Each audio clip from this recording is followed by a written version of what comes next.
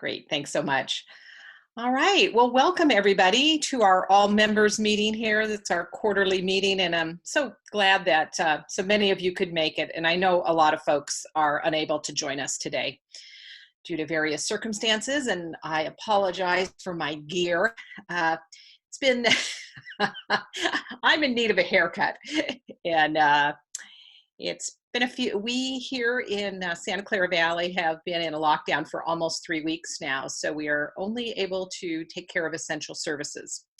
And I am personally quite fortunate in many ways and have no reasons to complain, but it does have its challenges. And I know many of you are in far more difficult situations, and I wish the best for you and your families.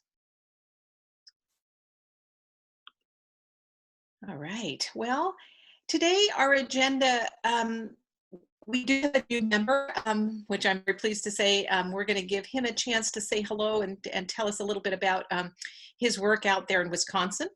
And then I want to mention the extraordinary stories, because there's been so much negative news and so much bad news overall that, as you know, about a week ago, well, it was last Friday, but I don't think I sent it out till Monday. We started collecting extraordinary stories, and these are stories that you at your institution or perhaps in your community are doing to help folks, particularly students and faculty, but their families as well, who are affected by the COVID-19 virus. And so we're really excited to gather more of those. And I noticed that 3 of them just got submitted right before the meeting. So I'm going to give you a chance to, for those of you who are online and just submitted, to say something about that. And then we do really want to spend probably the majority of this time in these challenges and successes, kind of a lessons learned. So we want to understand your challenges and how we might be able to help, how we might also as a group be able to make this a time for open education really to come to the fore. And we have Paul Stacy here with us, the Executive Director of OEG, who's going to talk a little bit about reframing open education to speak to that. And that's kind of what's happening today. Any questions before we jump in? Comments?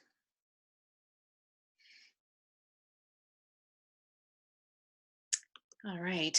Yeah, I think you know these folks. These are our standard slides. We leave these in because we know that sometimes people can't attend the meeting. And so you know our amazing executive council. And I won't mention all of the folks here, but we do have Lisa Young, who is our co-president here. And so very pleased that Lisa could make it today, because she's been extremely busy. I think many of you know Lisa. She's at the Scottsdale Community College in the Maricopa County College District. Hi, everybody. Hope you're all well. Hey, Lisa. Thank you for coming. I think you know our map. We won't go into that in detail. And so I now want to give Hans Beierl, and I hope I pronounced that correctly, Hans, the library director at Moraine Park Technical College, who is our latest member to join OEG and CCCOER as part of the Wisconsin Consortia. I'd like to give him a chance to say hello to everyone and maybe tell us just a little bit about how things are going at Moraine Park in general, and you know, any help you might need around OER. I know you're fairly early in your process. Yes, Una, thank you. You got my name perfect. I'm also in the Need a Haircut Club, so we can all commiserate on that too. I've got, so for the last 3 years, we've been raising, I've been raised, well, not just me, but we've been raising awareness at our campuses about OER. And there's a new strategic initiative to reduce textbook and learning materials costs for our students. Of course, OER plays into that as well. So I've been doing workshops and presentations for faculty and associate deans to get them on board. There's lots of activity happening across the college, and some courses have adopted OER, which we're very happy about. But what we need to really learn more about is having more widespread adoption, tracking what we've adopted, and then also getting to that point where our faculty are actually creating OER. So that's probably we got a few things to go. We've made good progress, but we need a better sense of where we're at. If you don't know, we have about basic facts about our college. We've got 3 campuses. The main campus is in Fond du Lac, that's 70 miles north of Milwaukee. We are part of the WizPals consortium. So we are happy to be able to get a nice entry-level membership into the group, and I'm happy to be here. I'm going to share what I've learned through all of you with the rest of my college, and I really appreciate the collaborative approach we can take with this. So thanks, Una, for the time. Wonderful. Thank you, Hans. And I know we have a number of library directors online. I saw you there. And if particularly those of you who are in systems that might be similar to Hans, feel free to reach out if you can provide some additional help to him or suggestions. And Hans, if you want to put your email in the chat window, that gives people an opportunity to reach out to you and say that they might be able to arrange a phone call or at least answer questions over email if you have them. Will do, thanks. Great, thank you. All right, before we get into our extraordinary stories, I just wanted to mention that Open Ed Week was just 3.5 weeks ago. I think for many of us, it feels like it was 3.5 months ago. But it was really a very successful event, and I know many of you participated in it. There was over 108 online events, which meant those were events that you could join throughout that week. It was the week of March 2nd through 6th. The main topics, not too surprisingly, were open educational resources, open pedagogy, and open textbooks. We had 121 countries with participants from 121 and contributions from 28 countries. The top 3 languages were English, Spanish, and German, and almost 6,500 participants. So really a very successful event. And we'll look forward to next year as well, which will be coming up sooner than we think. All right. Now, I wanted to mention the Extraordinary Stories Splot site. So Paul and we've been working with Alan Levine. Some of you may know Alan. He's a longtime open educator and just a guy who thinks outside the box, and it's really an online interactive visionary. And he's created this WordPress theme called Splots. And he actually created one for us. And we've been asking you guys, it went out over the members list, and we'll send it out again, to help us populate it with stories around the amazing and extraordinary stories that are happening right now to assist folks during the COVID-19. So we don't just always read the negative things online and in the paper. And I wanted to mention, actually, I want to let a couple of folks online here. Cindy, are you online? Cindy DeMica? Yeah, I'm here. All right, Cindy was the first one to contribute. So Cindy, tell us a little bit about yours, the faculty, helping faculty at Nicolet Technical College. So what we did is we started a team in Microsoft Teams, and we added all of our full-time faculty and our adjunct faculty, because we had some seasoned online faculty who wanted to help when obviously all of this happened. And so we started a Microsoft team, and we added all full-time faculty and all adjunct faculty. And what it turned into was faculty helping faculty. Faculty were posting questions and asking for advice, and they were all just pitching in with advice on helping to turn what would be face-to-face assessments into online assessments, how to turn in it was amazing. They were sharing stories on what was going on with their students and what they could do to help with engagement, and turning in, oh my gosh, I can't have, synchronous 3-hour, we use blue jeans sessions with the students. How can we break this up? What can I do? And it turned into faculty helping faculty. And it was amazing to see the collaborative effort of all of our faculty, all of the instructional effectiveness team, which is all of the instructional designers and myself. And we were all on there just in case, but we really didn't have to do anything. It would turn into faculty helping faculty. And it was beautiful. It was across disciplines.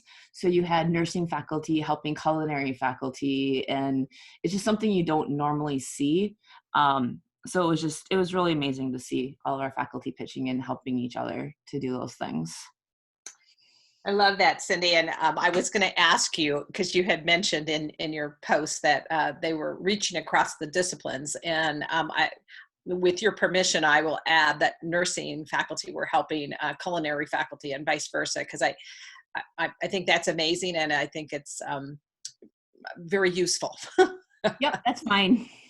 Thanks for the opportunity to share, Una. Thank you, Cindy. And let's see, who was next? I think Kim, you were the next one to post about a half hour ago, if I'm not mistaken, on the Open RN. Want to say a little about that? Sure. Yeah, I just got it in under the wire, but I wanted to share, we've been frantically putting together H5P scenarios that can be used as virtual simulations for nursing students. They're unable to go to clinical sites now, and faculty are just scrambling to try to find online activities to substitute for that clinical time. So for those that haven't already purchased a virtual simulation product, I wanted to let everyone know these are available, and we're constantly updating them. And the document that's linked in the blog will take you to those H5P scenarios. Great. That's really exciting. I mean, because, yeah, it's the healthcare workers who are really bearing the brunt of this effort, and I know for the students who are involved, yeah, it's really important for them to continue their training. So thank you for that, Kim. And I think next was Brittany over at Colorado Colleges Online. Brittany, are you with us today? I'm not sure if Brittany could join us. So let's see. So Brittany's group, they're at Colorado Community Colleges Online, and I always choke up on that one because I always want to say California, because we have the same initials on all of our, on all of California and Colorado, always community colleges are the same. CCC. Anyway, Brittany and her team have put together a remote instructional toolkit. They did it, of course, for their colleges, but she has shared the link there for those of you who might still be looking for additional resources. So check that out. They're doing amazing stuff around OER and online in Colorado. And I think the final one that I wanted to ask to share that has already submitted, although we will ask you, maybe there's some of you who still want to submit, is Matthew Bloom, who has just come up with the very cool idea of OER emergency grants. So tell us about, there you are, Matthew. Tell us about it. Yeah, hello. Well, this just came out of a team meeting that we had a couple of weeks ago. We were thinking about how we could use some of the grant opportunities we already offer our faculty and maybe extend the deadlines. But then as soon as we started thinking about extending deadlines, like that, what would be the point of that? People need like the incentive right now. So what we did was, since we were having to cancel some of the in-person programming that we had planned for the summer, we decided to use some of that funding instead to provide 2 tiers of flat stipends to faculty who are developing materials and that they plan or that they would be willing to share openly in the kind of the wake of the campus closures. All of our colleges are closed and we're not even allowed to go use our offices. So, people are struggling to transition to all their courses online, as you all know. So we just wanted to make it possible for people to very easily and quickly get a little bit of incentive so that in the process of developing these materials, they keep open educational practices in mind. specifically making sure that it's something that they are able to license under Creative Commons in the end and share.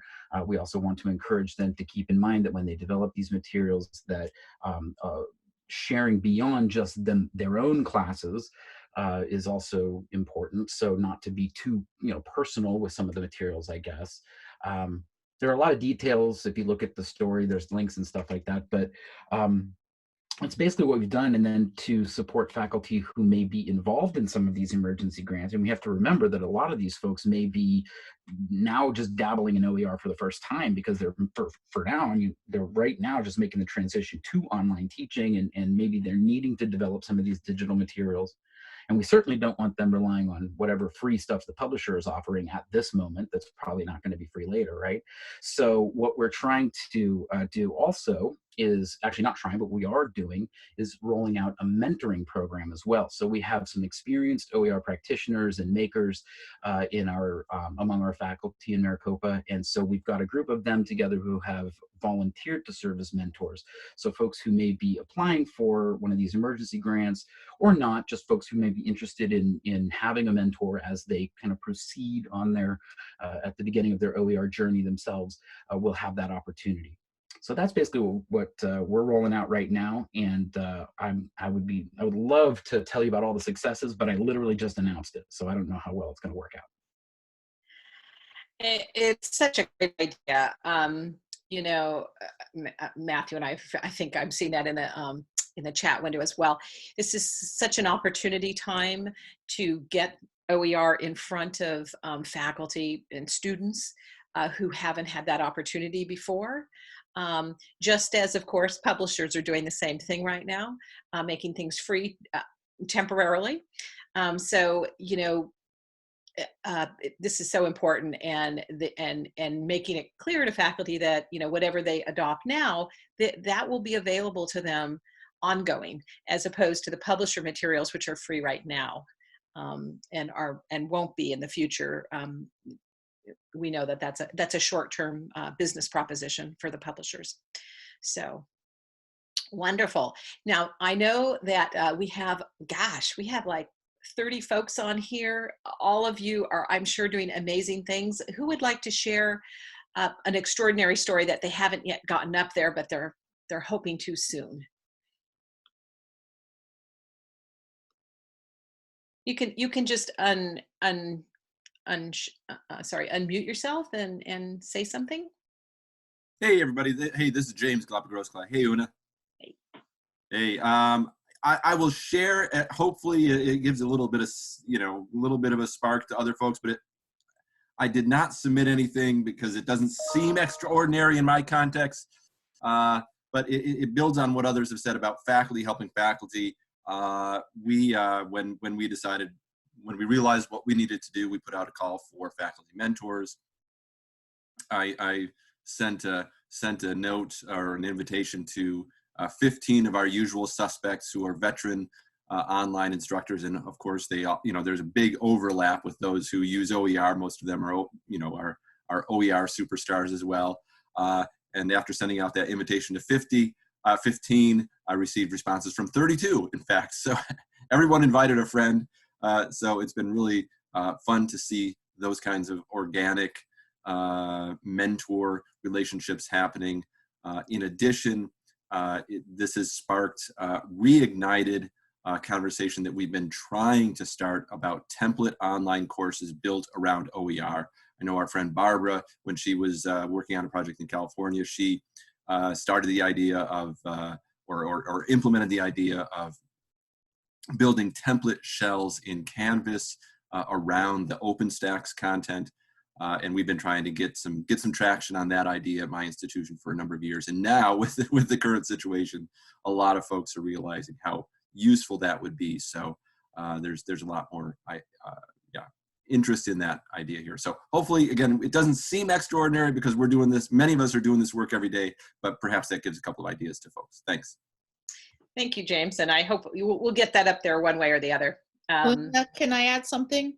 Yes, please do, Barbara. Yeah, hi. And James, I appreciate the shout out about the Canvas shells. I know OpenStax said that the use has gone up tremendously as people are switching for online learning all of a sudden, especially those schools on the quarter system who are now devising their courses from scratch. But what I also wanted to tell you is San Joaquin College in Texas, didn't recognize any names here from being on them, took those Canvas shells, the 38 that we made, and now there are 2 more that are being created for 2 new books, and they are in the process of converting them to Blackboard cartridges. So for those of you who are on Blackboard, if you go to the OpenStax site, you can get those cartridges for Blackboard there as well. And they'll be also finishing, they're doing them as fast as they can. They've got 8 done, and maybe by this point they have more, but the idea is that they're going to get them all done into Blackboard cartridges for those schools who are using them, and then share them back out. And the place to find them is on the OpenStax site. Thanks. Great. Oh, and Barbara, I'm sorry, did you mention, sorry, I was replying to someone in chat. Did you mention the grants?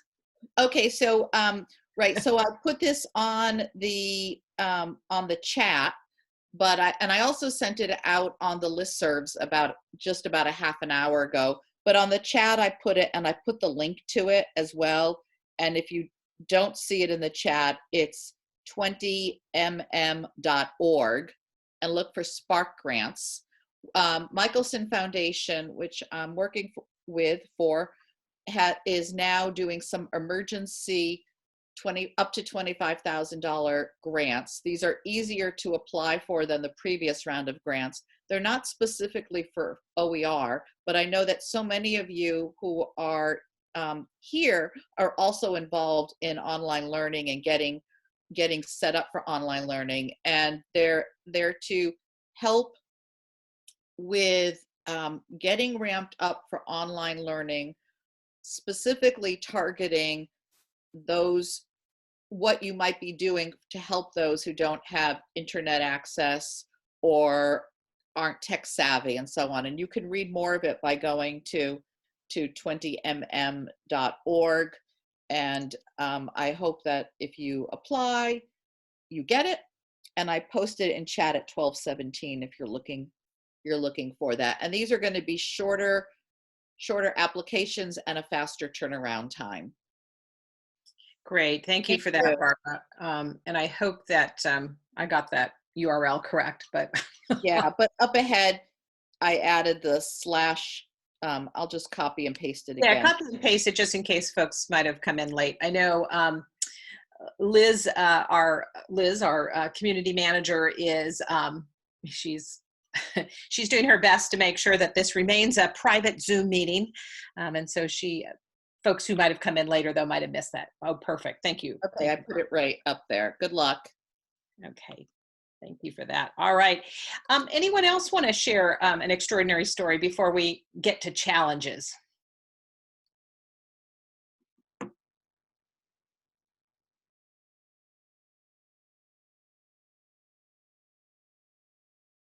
So please do continue to go ahead and submit to the slot. You can actually submit those directly. You just type in a very short tweet-sized message and add an image to the entry, and then your name and your email address if you want to. We don't share the email address publicly unless you want it there, and we'll get that up there. So thank you for doing that. The good stories are really inspiring to all of us. Thanks, Liz, for putting that in. All right. Now, I wanted to give people an opportunity to talk about some of the things they're struggling with and maybe could get help from this community on.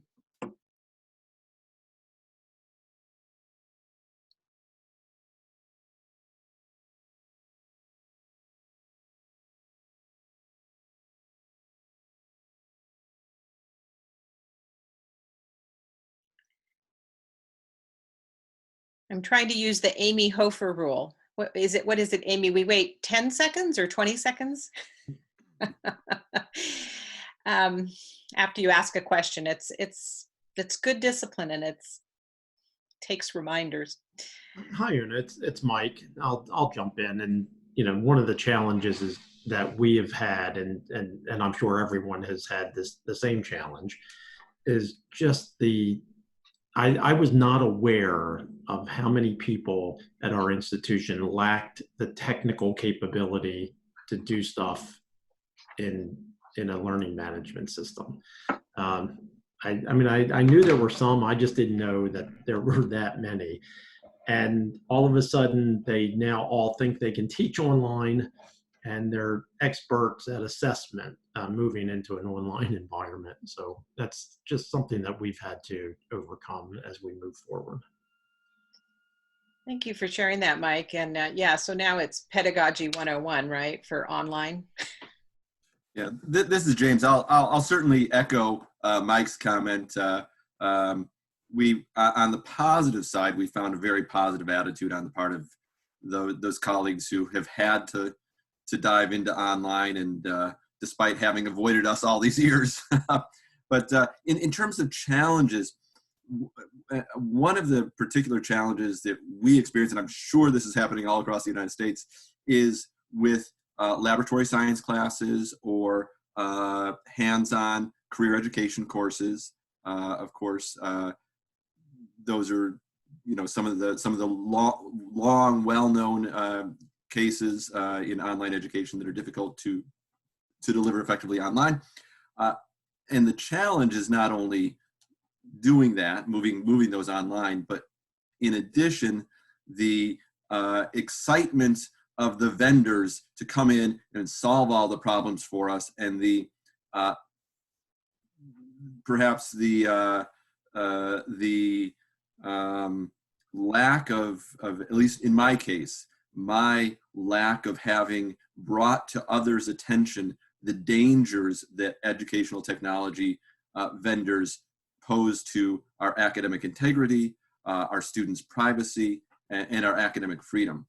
So I'm having to make up lost time in educating people on those dangers, while at the same time risking being seen as an obstacle or roadblock to helping those difficult to teach courses successfully transition to online. So I'm trying to navigate, many different components of my role at the institution. And yeah, that's probably not unique, but that's certainly a challenge that I've been facing the past couple of weeks. Thank you, James. I've been in a few meetings over the last 2 weeks where that's come up, particularly those ed tech companies either going directly to faculty or going to administration and kind of jumping over the people who manage usually the digital services at their college or the library, which often manages the digital services resources as well. So, and I realize, and I want to be sort of, self-aware about it. I've had on my short to-do list for my own institution for a while now, tell everybody about these issues, tell everybody about these dangers, develop a workshop series, start informing people, and I haven't done it in time. And now I'm afraid that our faculty and students are going to pay the price. So that's a little bit of humility with that. It was incumbent upon me to sound the alarm earlier, and I didn't do it. Well, the opportunity is here now, and maybe it's something we can do together, because it's an opportunity for those publishers and commercial folks, but it's also an opportunity for us in the open community. Yes. So this is Paula. I was going to share something to Please. maybe help James. So I'm kind of feeling the same way that this all happened. We're all moving along and you're slowly getting people on, and then all of a sudden this train wreck happens. But again, I want to keep the positive going. So we're already talking about convocation in August. So we're already having to make our plans. And what we're doing is we're creating a faculty panel called Picking a New Textbook. Have you thought about open? And we're going to get all sorts of faculty who are using open textbooks, library resources, everything, to have a panel. And we're hitting it in August, because right now I understand James talking about it from a perspective of maybe all the ancillaries and all that, but we're still trying to get the movement of a textbook, an open textbook. And so after all this is said and done, and we all have a summer vacation, when we come back in the fall, we still want to open it up like, hey, you're probably picking out a new textbook. You know, have you thought about this? So we're not trying to make the train wreck. We're just, I feel for this semester, just try to deal with it as a crisis moment and finish off the semester because we're on semesters, but then already start planning for the fall how to jump in and keep the message going. So I just wanted to share that that's what we were deciding to do as a way to keep this still alive, and maybe faculty will think about this when they're picking their new textbook. Thank you, Paula. Others? Yeah, I want to second what Paula said. I think that's a really good way to frame this moving forward. Is, you know, in August when we do our next round of let's talk about what resources you want to pick. That might be a good time to come back with, if you, and saying this less guiltily than I'm going to say it right now, but if you had been using OER, none of your issues would have been issues, right? I feel like right now it might be a hard sell because everyone's so stressed, but when it's time to reflect and say, gosh, wouldn't it have been nice? That might be a good time for it. Okay. Thank you for that, Suzanne. And I wonder, you know, for those of you particularly who are on semester, you've got your students kind of halfway through the semester. Actually, I'm probably speaking for the West Coast. I know on the East Coast, you're further along in your semester. You probably had spring break and have been back in, or maybe some of you have delayed. I know coming back from spring break for a few weeks to get faculty up. Are you seeing, and it might be too early to tell numbers wise, but I know there's some concern about students withdrawing. Some of them may have lost their jobs during this time as small businesses are shutting their doors, and they may not be able to continue to go to school, and they just might have disruptions in their life that is making this really difficult. And I wonder if open education can engage students in perhaps a different way than using, you know, the typical assessments that are used with the typical textbooks. I realize, it might be a bit of a hard sell, but I think student enrollment is potentially an issue going forward into subsequent semesters as well. Any thoughts on that?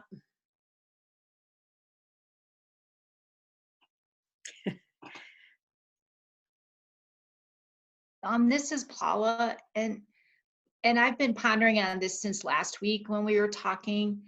And again, I look at it from the immediate, and I think we have more of a problem with a student actually having technology than even if a student can get a book.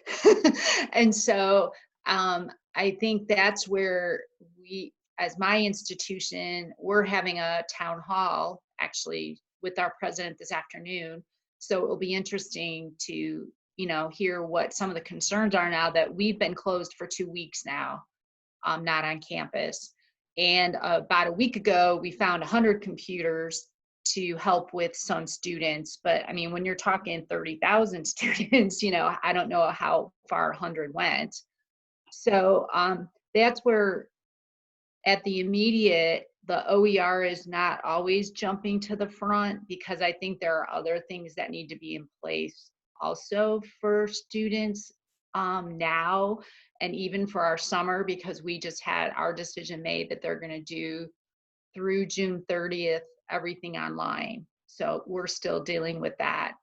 So that's all I wanted to share with you, that there may be a hesitancy to say anything, because I think that that's where I'm working with, is not only the faculty that don't know how to use technology, but even the student who may only have a phone. So how do we get them to get that final done?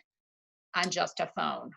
So anyways, that's all I wanted to share, why there might be a silence. That's my reason why I've been silent, but I just wanted to share that with you, Una. Thanks, Paula, and thanks for sharing that with all of us. And I know a number of your colleges, not within Nevada, but nationally. I know, and I've seen some reports where they've actually been able to find some emergency funding, and they're now doing lending of devices. I think it's primarily, sometimes it's been Chromebooks, and sometimes it's been a tablet or a iPad, and hotspots. So can anyone share something that might be occurring that you've had some direct involvement or direct knowledge of? Yeah, this is James. I'll share what we've done at my institution. Our wonderful IT folks have reclaimed all the laptop carts that were distributed across our campuses in various buildings and classrooms for student use in the classroom. So that got us up to about 300. We also, our IT colleagues also placed an order just before everything went crazy, placed an order for 500. But of course, those are all on back order, and of course the parts come from China, et cetera, so that's delayed. We expect those to be coming in a few weeks. In addition, our local college foundation, so our fundraising arm for our college, was able to secure emergency funding from local donors to the tune of $50,000 to also step in and close any gaps that might be apparent. What we're slowly hearing is that not only are the devices the barrier, but also internet connectivity. Of course, in other times we might invite students to come to our parking lot and boost off the Wi-Fi on campus, or sit on our quad and use the Wi-Fi there, right? But not in these times, So our campus, our college has been working with our state system office, advocating for a state provision of mobile hotspots for students. Great. Thank you for sharing that, James. I think I saw something about Google is, actually it's in K through 12. Google is going to be donating Chromebooks for that sector.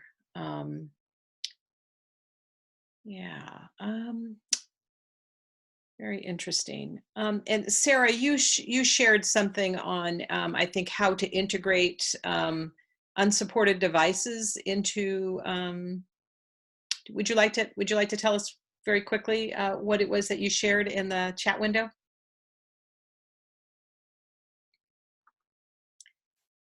Assuming I can get myself unmuted, then sure. The Chronicle sent out a really good email a couple of weeks ago, and all of us sort of broke with a great link.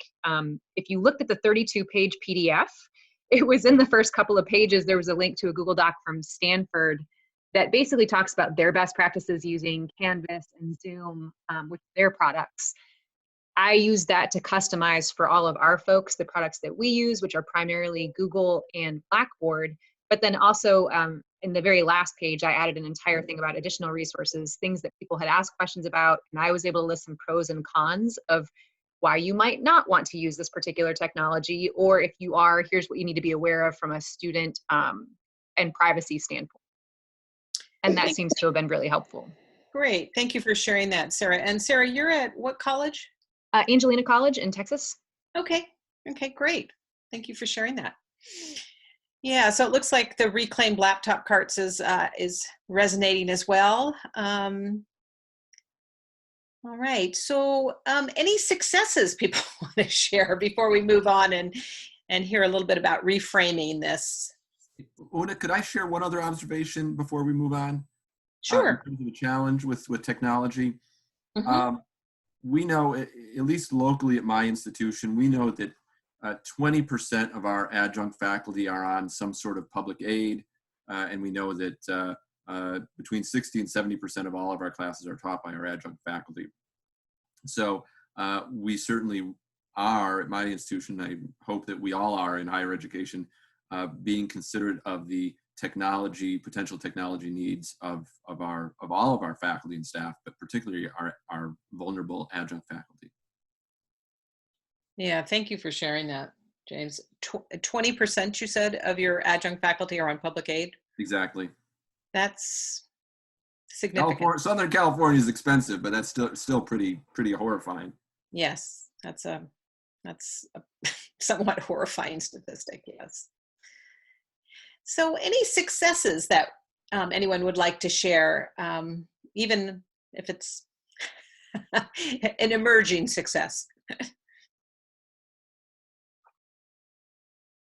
For this is Paula. So for me, last week, it was interesting. We were talking about kind of like retention, how to keep the students to finish. And so going back to James on the people who have not worked with us for 5 years. So right before I had to leave at noon when we were being kind of evacuated from the college, an hour before, I was helping an older adjunct gentleman learn how to email his students. And through it all, I put up an exam for him, and out of 90 students, only 6 didn't take the exam. And like that to me is a success. We didn't lose them. And even though this poor man can only email his students, and I actually got him in the big blue button, and he actually had a few students come in to talk to him, that's what I'm seeing when crises. If we could do these little things to help our students finish and succeed for both their side through all their anxiety and all the craziness at their house, and also helping the non-tech people and all their anxieties, and that we did have all these students still take their exam, and I'm hoping they're all going to finish. So that's my success. Nothing with OER, but just success in general. That's okay. That's great. Thank you. Anyone else? You can also put it in the chat window if you like. Well, I'll build on Paula. Paula's mentioning the older colleague reminded me we had an 80-year-old adjunct faculty member retired from his main career many years ago, who came to all of our workshops. Came over and over and over to all of our workshops, and apparently learned the information. When he sent out he copied us on the first email that he sent to his students telling them about the transition, and he finished it with a big, "It's not that hard. If I can do it, you can do it." And I heard yesterday that he's got himself set up. He's got a green screen at home. He's got a headset, and he's just having a good time with his students, playing with all the backgrounds on Zoom, etc. So that's a good one. That's a good one. And I don't know if some of you have seen the posters that they've done at James's school before, College of the Canyons. But James, I think we need a poster of this. Of this guy, yeah. This guy with his green screen saying, if I can do it, you can. Yeah, that's actually great. Yeah, that's a good idea. We'll work on that. All right. Well, I have one more success, which I think is really cool, from Scottsdale Community College.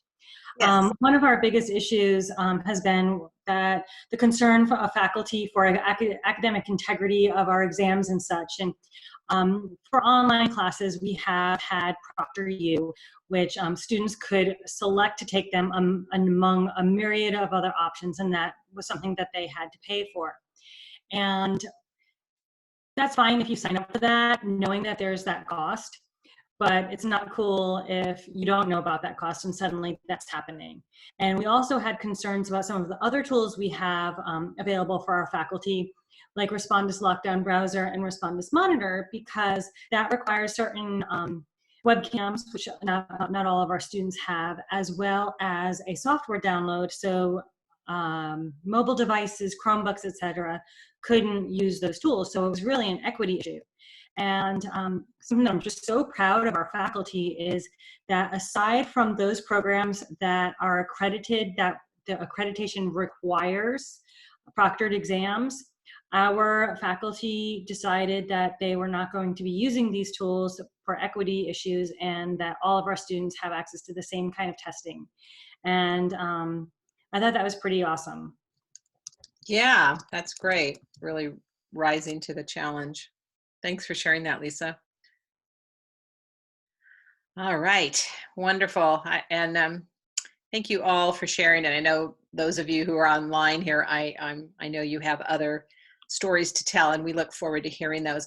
I want to turn this over to Paul Stacey, our Open Education Global Executive Director, to talk about reframing the future of open education. Thanks. Man, I think it's a little early still to reframe it, but it's been inspiring to hear the stories being shared today. And also I'll say that as I look at not only the work that you all are doing in CCCOER's community, but also across the members we have around the world, it's really an incredible moment in time as everyone's kind of lifted their game and embraced the change that we're all undertaking right now with this shift to online especially. And so I thought I'd just make a few short remarks about really the big picture that I see emerging around all of this. And currently I'd say, we're still partially, at least in phase one, the kind of urgent crisis response that everybody's been immersed in.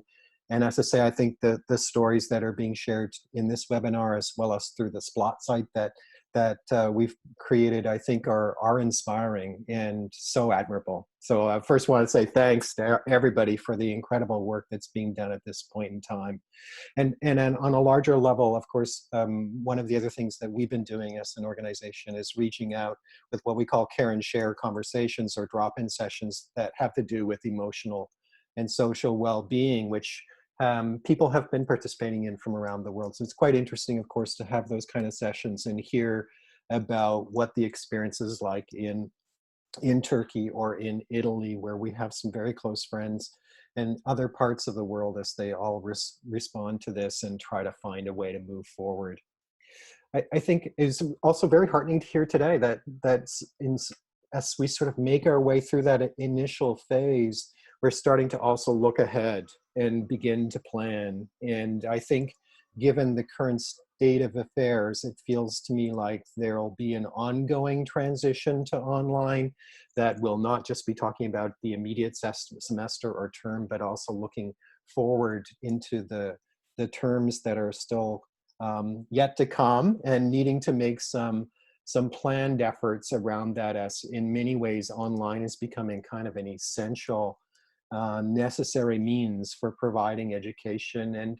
And I suppose I can join in with the sentiments about all the advocacy for online learning that I also have been involved with over the years. It is heartening to see that the recognition of the importance of it as a significant form of education is starting to happen. It's a bit unfortunate that it had to happen in this way. But I definitely think that as we move into this kind of phase two planned phase, where we'll see a lot more migration to online for the foreseeable future, I'm really hopeful that the notion of how to teach effectively online and how to make use of some of the open pedagogy and open practices can begin to be something that we also try to ensure that it's not just content that's made available online and courses online, but that the actual teaching and learning methods are sound and engaging and ensure that there's success and very limited dropouts. As an organization, at the organizational level, I'll say that in my view, the situation has called on us to increase the collaboration and coordination and outreach we have with other, what I'll call sister organizations. So I've been in quite a lot of dialogue with organizations like the International Council for Distance Education or the Commonwealth of Learning, even with some of the Spark colleagues in Europe and other parts of the world. And so all of our respective organizations are talking about, yes, of course, we need to kind of help all of our members with the current crisis, but what might we think about doing that would involve us collaborating together and developing a more coordinated approach, whether that's to do with communication or whether that's to do with frontline support. These are all things that I think are part of this sort of ongoing phase of trying to find a solution that is sustainable and long-lasting. Because in some ways it feels to me that we're unlikely to go back to the previous scenario where online wasn't really necessarily an essential primary option. I think that it will always now be seen as something more essential. So, and then beyond phase 2, I wanted to also say that there's some significant things that I see that will represent what I'm calling a phase 3 steady, constant effort. There's this one that I've got on the slide, which is to do with the UNESCO Open Education Resources recommendation, which was adopted last November. And we are starting to see in that effort, there was the launch of a dynamic coalition around it, which we participated in earlier this month. And that coalition is looking to engage governments in actually supporting the implementation of the recommendation. And it also has resulted in us forming a kind of network of organizations, including many of the ones that you see are listed here on this slide, to work together to support the implementation of the recommendation. And just to highlight very quickly, there's 5 action areas, but 4 of them that I've put on this slide are to do with capacity building, which I think all of us have been doing a lot of, but also to do with policy, inclusive, equitable access, and sustainable models. And even based on our initial meetings, it's clear that there's been quite a lot of work being done in open education around capacity building and inclusive, equitable access, less work in policy, and very little work around sustainable models. And so I think as we begin to see emerging out of UNESCO some of the roadmaps for how these things will move forward, we'll begin to actually undertake some activities collectively, ideally, as a coordinated collaboration across organizations to really focus in on how we can work with governments to support the implementation of this open education resources recommendation. So that's more kind of like a macro picture. Sometimes we're so busy just kind of meeting the immediate needs of the urgent situation we're in that we lose kind of visibility to some of the things that will perhaps be more of the steady, constant effort going on. There's one other thing that I thought I mentioned that I thought was really quite fascinating, which is another effort out of UNESCO. This one is actually called the Global Education Coalition, but it actually addresses some of the things that have been brought up today. This is actually a response to the COVID-19 situation, but it basically is seeking to facilitate inclusive learning opportunities for everyone around the world, including parts of the world where there isn't a lot of access to technology or the internet. And it's really kind of looking to help those parts of the world where there are learning inequalities and where there are vulnerable children and youth. And so the Global Education Coalition that UNESCO has launched is bringing together collective partners around the world to try to mobilize resources to meet the needs of some of these parts of the world that are less well off. It's activities like this that I see happening not just locally, regionally within each of the parts of the country that you're working in, but across the globe that I find so uplifting and inspiring. And I really feel like there is a global response to this that is bringing forward the best that education has to offer. And I'll leave it like that, Una. Thank you, Paul. Thank you for that. Yeah, that global look and that inspiration that this is being worked at a national and an international level. If folks want to find out more or get more involved in this, do you have a link or Sure, you already put it in there? Yay. I'll just put them in right now, Una. Thank you. Okay, perfect. Thank you for that. Yeah. Any questions for Paul?